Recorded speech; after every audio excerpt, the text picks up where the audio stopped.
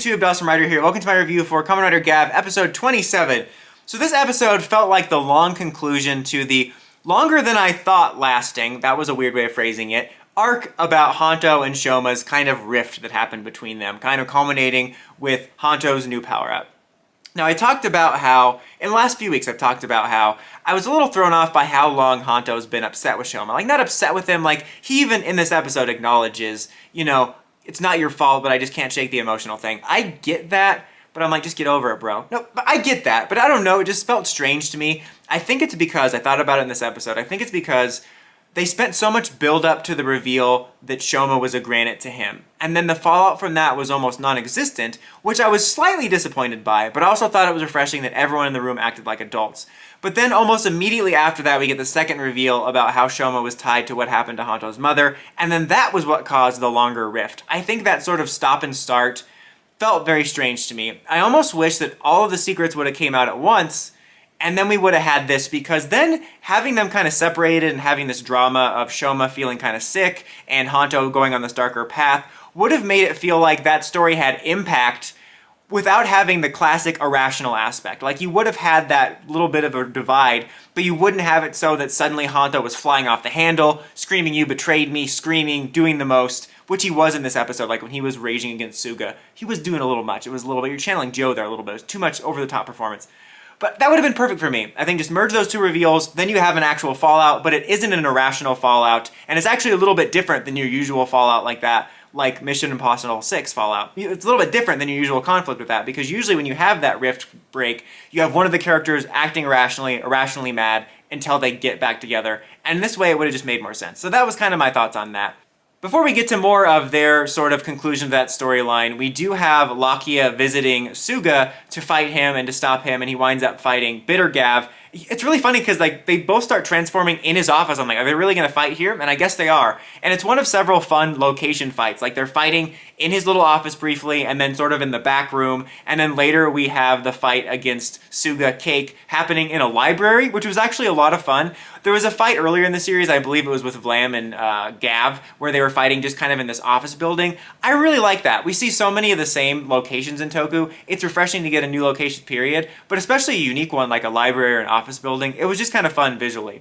The big thing about that, though, is when Lakia's in the lab, he discovers a sock, and then we see a picture of Suga with a baby. And we get some more light shed on Suga's motivation in this. It's funny last week because I talked about redemption and how could he be redeemed based on what he's done. And the reason I brought that up was because I hope he wasn't redeemed, because I'm sick of bringing all these characters in as a villain or an anti-hero, and then they all have friendship bracelets and are singing the praises of the main character by the end. However, I don't mind them adding depth, and I think that's where they'll go. I don't think we're going to have Suga being like a Kamen Rider rogue character where he's suddenly on the team. Maybe I'll eat crow and that'll happen. But I think we're going to humanize him in a way that maybe he'll end up dying or sacrificing himself, but an aspect of his goal that was good comes about. Before this reveal, he talks about how he wants to create the perfect being that will never die and get sick.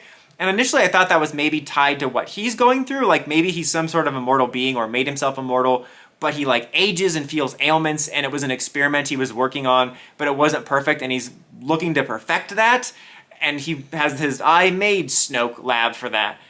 But now it seems like maybe his kid died, and maybe he's now working on some sort of immortality, or maybe the kid's in stasis somewhere and he wants to save him, Mr. Freeze style, and he's experimenting on himself, and that's why he's lasted so long. So they took a fascinating character and made him even more fascinating, and within like one scene, they kind of humanized him more. Like, not that he's been mustache twirly, but it made him fascinating. I hope he's not redeemed, fights on their side, but I just hope he's redeemed in the sense that they give him kind of a gray area death or sacrifice or something like that. Funny because I brought up the comparison to Kakura in regards to him sort of molding Valane into what he needed, but a lot of people I guess were seeing him as Evolt, which I guess I kind of see, but in a much more real sense, not really. Only because Evolt very much felt like the Reverse Flash. Actually, Reverse Flash feels like a midway point between these two, because I feel like Suga was shady from the get-go. In the case of Evolt, even though there were some hints there was more going on, that actor did a very good job as being the friendly shopkeeper mentor, in the sense that you didn't immediately think he was going to be evil when you first met him. So I just thought there was a lot of a difference there. Anyway, though,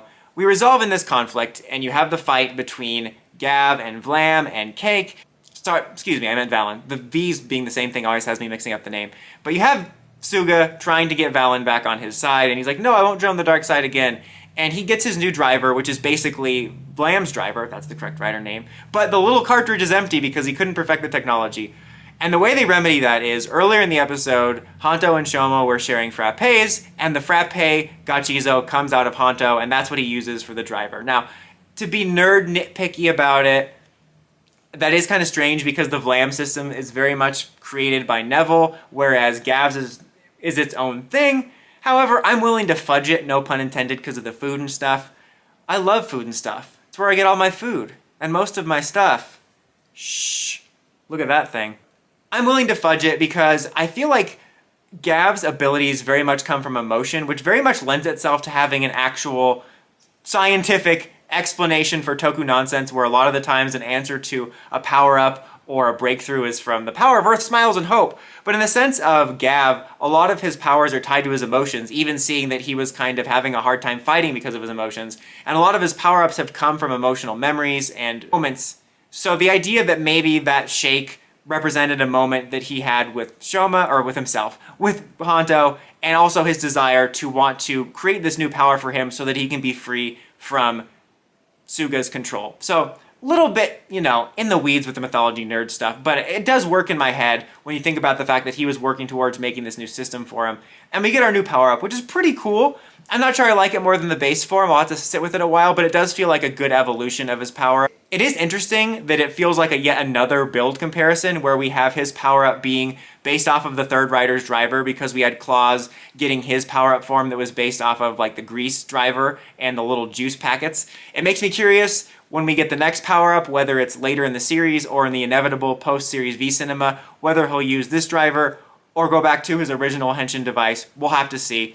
But I thought this was a very nice conclusion to this arc, and it felt like it had a kind of punctuated by the debut of this power-up. I kind of like that. It made it feel like it was, rather than it being a two-parter or whatever, it was like this long-running arc about this rift between the two and his relationship with Suga, and him now breaking free of it, getting his own powers that are still tied to Shouma, but you know what I mean, and resolving it between the two. And it does it in a nice way, where there's a really nice scene, like before Hanto left, he took some gummy bears and he's like feeding them to him. It was probably one of the more romantic feeling scenes between the two of them. Like, usually I'm not the person that sees every male or female friendship as like, oh, they want to be together, but this felt definitely like, oh, I could see them being shipped. But anyway, very nice little scene between them, where they acknowledge that things are still messy, meaning like it's not going to be kumbaya from here on out. I'm sure there'll still be conflict and things to work through. They seem to have overcome it, and it feels like a very nice conclusion to this arc, and I'll be curious to see where they go next, as they've added even more intrigue and mystery with the Suga character. Next week, I don't want to say looks like a filler, but it looks like the most run-of-the-mill episode based on the preview, because I feel like we've just been in this long serialized string of episodes,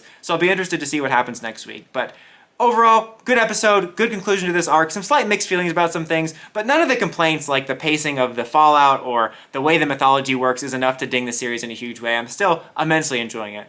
But anyways, guys, until next time, don't forget to like, comment, subscribe, and climb the steps and ring that bell to get notifications for my videos. Dawson Rider, signing out.